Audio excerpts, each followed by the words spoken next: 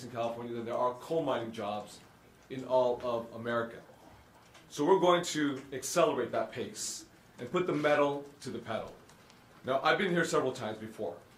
Together with the governor, we were at Griffith Park with Senate Bill 350, where we took California to 50% RPS, renewable energy.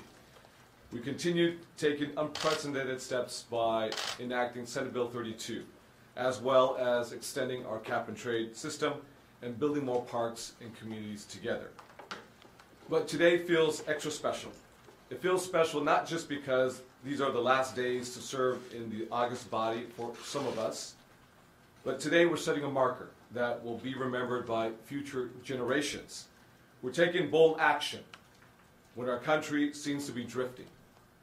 It is because of California and because of Californians we can pursue science and fact-based policies to help solve the problems of today. It is because of California we can tackle climate change. Californians have made their voices heard loudly about the future that they want for their state, for the country, and for the world. And today we're taking the necessary steps to heed their call. Now, 3 years ago, I worked with Governor Brown to pass Senate Bill 350, 50% energy by the year 2030. That legislation, we increased it, as I stated, to 50% by the year 2030. As the world's fifth largest economy, we cannot surrender our clean energy future to any other nation, because as Californians, we're going to shape and drive that future. Now, before I close, I want to thank the many environmental, labor, public health, and faith leaders who helped make this passage of this landmark legislation possible. But I also want to thank some very special people. I want to thank Governor Brown's legislative team. I want to thank them very much for helping get this measure across the finish line. From the bottom of my heart, I want to thank my staff, but two staff members in particular.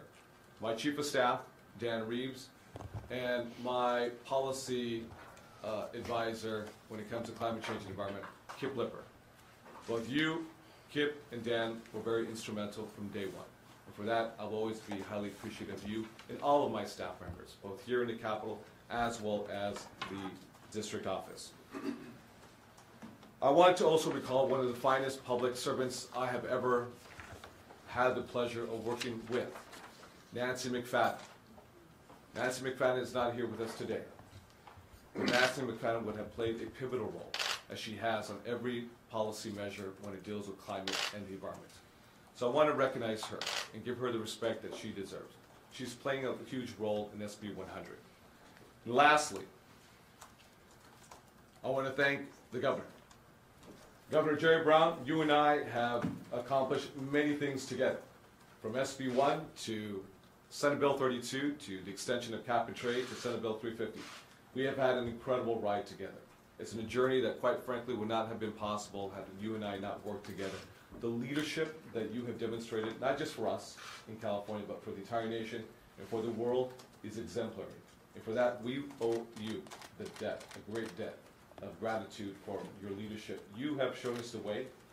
You have provided that bold, courageous leadership, the courage of your convictions to do the right thing and to push and to actually take on the establishment authority, the status quo, to make sure we do right by California.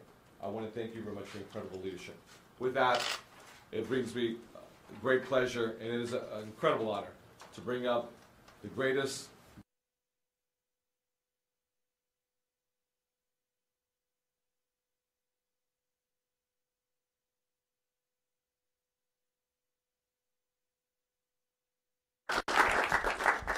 Well, that level in encomium, I will accept the nomination.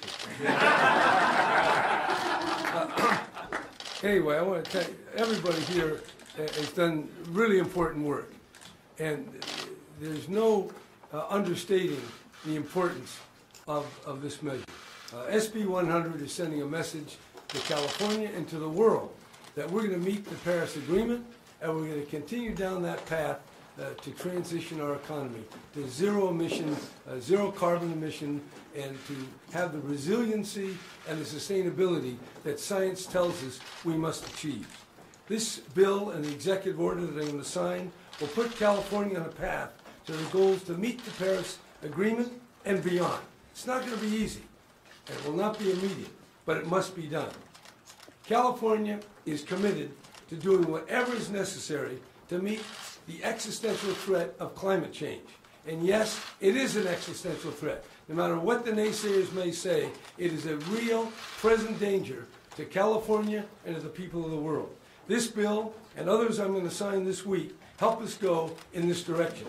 But have no illusions. California and the rest of the world have miles to go before we achieve zero carbon emissions. But you have to begin. You have to get something done. California has been doing stuff that the rest of the world, most of the world, is just hoping they might get to someday. I want to say, Kevin, your 350 bill that put a cap on the carbon emissions and set a goal, that put everything else in the category of the possible.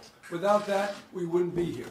So this is not a one-off. This is a series of actions that are leading California in the right direction. Are we in the promised land? By no means. Do we have a long way to go? Yes.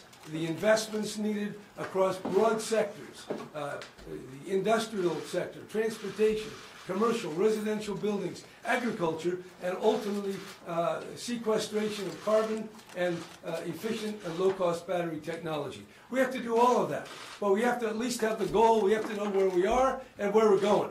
And California is uniquely in that position. So I very proudly stand with the legislators and the activists who have said, this is the way to go, and sure enough, we're going there. So let's get the bill out.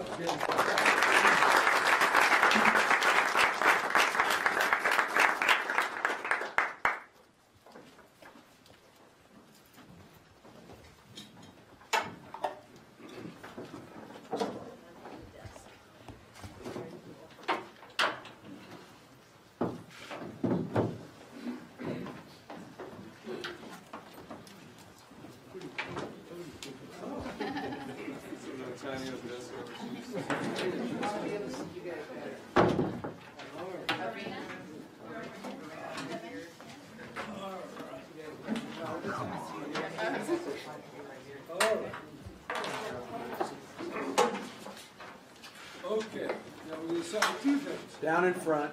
Number one is Camera down in SB1. Cell phone down. Cell phone down. Well, I'm going to sign, and then after that, I'm going to sign an executive order that puts California on the road to zero carbon emissions. So first, SB 100.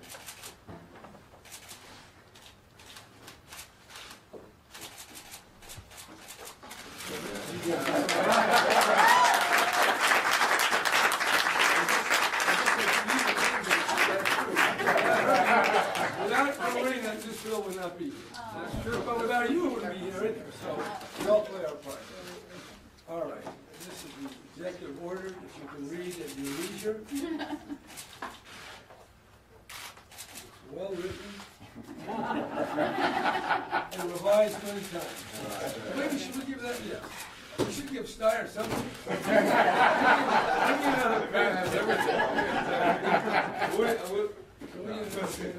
All right, you have another pen. Here's a couple more. Oh, yeah. Good. Good.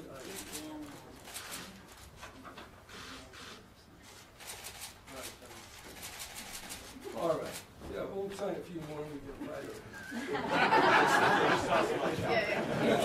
You, Kevin, I'm giving it to you.